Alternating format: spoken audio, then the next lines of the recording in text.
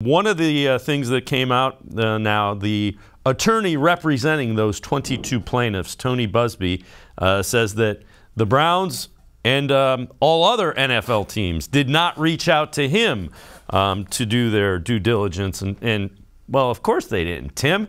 That's not exactly an unbiased view of what's going on here. You can be sure the NFL teams did their due diligence, and you're not going to talk to the guy who is, you know, I mean, you don't talk to the defense guy, you don't talk to the plaintiff's guy. You do your own investigation, and the NFL teams have people that, in the Browns cases, have worked for the FBI and other institutions like that. They know what they're doing when they do these background checks.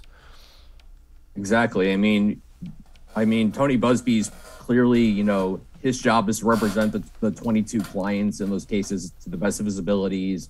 And Deshaun Watson's attorneys are obligated to represent him and defend him to the best of their abilities. So you're only going to get so much from the lawyers. So I find that interesting. I know that the Browns were getting, you know, beat up for that. The fact that he said not just the Browns, but nobody talked to him sticks out to me, that maybe it wasn't just the Browns that would have been, you know, called out if someone else had traded for Deshaun Watson. Here's the other thing to point out. I can't remember where I heard this from, but I have to imagine that part of the reason they didn't talk to Tony Buzbee is because if they did, he would have gone out and made a call to somebody, say, like, hey, so-and-so has talked to me about, you know, potentially trading for Deshaun Watson or whatever. And the NFL leverages everything. You know, secrecy is everything when it comes to trade negotiations, all those different things.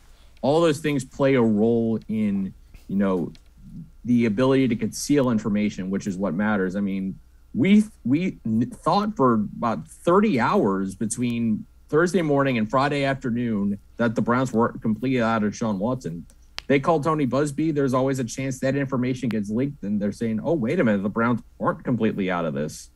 Where we know Andrew Berry is kind of working behind closed doors in the dark to make all this work. I know it's a bad look necessarily for the purposes of due diligence, but, you know, you're going to do your own investigation to try and get as much unbiased information as possible. I mean, you know, there's the case Watson's people are going to represent.